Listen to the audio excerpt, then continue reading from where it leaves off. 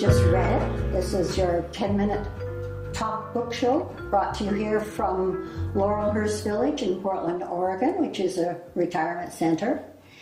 My co-host is Susan Stoner. She's a hell of a mystery writer, historical novels. Your central character is Sage Adair.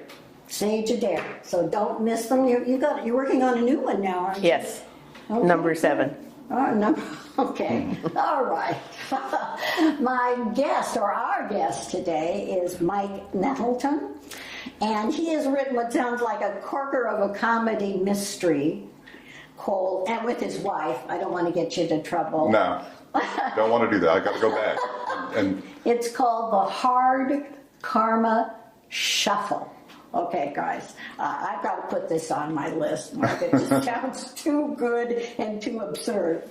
However, we are not discussing the Hard Karma Shuffle today. We are discussing A Man Called Ove. Ove. Okay, Yeah. Ove. This is a Swedish novelist, Frederik Backman, that's been on the bestseller list ad nauseum. Would that we could get there, some of us. And made into a movie. Yeah, I have the movie on reserve from the library. Oh, good. I'll put my name after yours. Swedish movie, isn't it? With subtitles? Yeah. I'm not into that, guys. I can't read that. People bad. say it's a wonderful movie. Yeah. I'm sure it is. Well, okay. Frederik Backman, A Man Called Ove. Right. And we always start with our guest. So you're on the spot, Mike. Uh-oh. Give us your comedic view of this. Well, I love the book, first of all. It was a wonderful read. Very fast read. I guess the thing I loved about it was this. He's somebody we all know at some level, and that we've all encountered or been around somebody who just seems to be terminally grouchy, and who's highly opinionated, and some of their opinions are pretty out there, and doesn't seem to have a whole lot of compassion, doesn't mind insulting people, and I think when you encounter those people, you wonder what's behind that. Why is that person that way? And that's what you find out in the course of this book as you get to know Ove and begin to understand him and begin to like him. Takes some time. About the first 80 pages, I'm going, why am I reading this? He's making me laugh and smile. Well, I don't like this guy very much. And then I began to like him. So. Yeah. Okay. Right? So I would say ditto to everything you just said, including it took me a while, but at this growing realization that I knew this person. I know who he is, and that same sort of loving soul underneath that comes out as the book progresses. The person I knew was like that. He'd grump and growl, but if he thought you needed help, he was right there. He'd be there, yeah. And I'm sure he wasn't quite sure why he was there, but he was. And I started out going, it seems like a lot of books now are giving you an internal view of a person that is other, someone that you are not. And then over time you begin to understand why they are the way they are and to see the beauty in them. And I think that's what happened with him. I did not want the book to end. I loved the man. I wanted to be with him forever. So it was a great, great uplifting book, I thought. Well, I started laughing from the first page. The audience should know that Ove has lost his wife. There's a tender love story underneath all this, which is the platform. He's lost his wife. She's the only one that he's ever really related to, and she's gone. And he decides to commit suicide. He's going to join her. So the whole book is Ove trying to commit suicide, but he's got these kooky neighbors who keep knocking on the door, and Ove keeps answering the door. He never gets to commit suicide. So that's a comedic setup. Underneath this very loving, this is a man who is really suffering.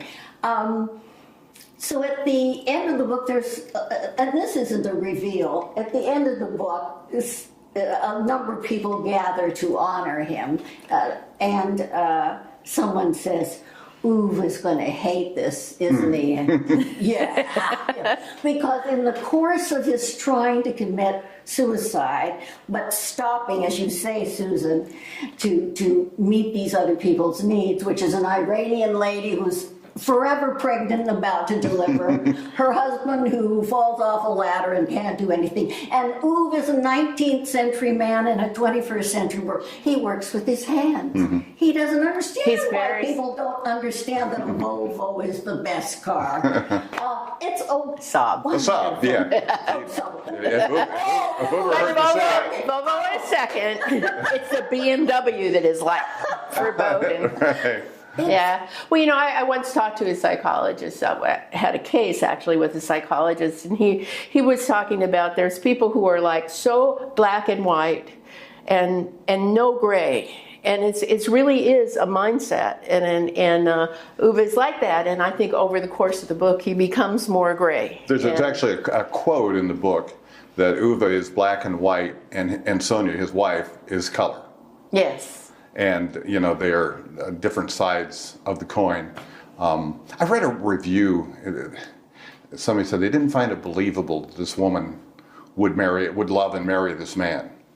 Well, my guy that I know, he was married to a very colorful woman. Yeah. And so I think actually it was, I can see it. Yeah. I can see it. I think because he is so devoted and so focused, and she loves that in him, you know. And reliable. I mean, yeah. She can absolutely count on him. Depend on him. I mean, I think he frustrates her sometimes, but... that is his point. It's his loyalty and his devotion, because there is a early scene of his youth when he's working, where he's asked to compromise a little bit, which he feels is unethical. And he takes the brunt, but he is not going to do anything unethical. So he is a man who has a sense of internal honor that can be respected. I think you'll find him in the coal mines of Appalachia. You'll find him in the steelworker factory. These are men with an ethic of work. And self-reliance. And self-reliance that maybe moving into another generation, you know, that's a different world. But I love the book from start to finish, and apparently we did too. So I think it's time to, Mike, what we do is, red is for just read it. You can go ahead, buy the book, you'll enjoy it. And blue is for boo. Okay. Okay?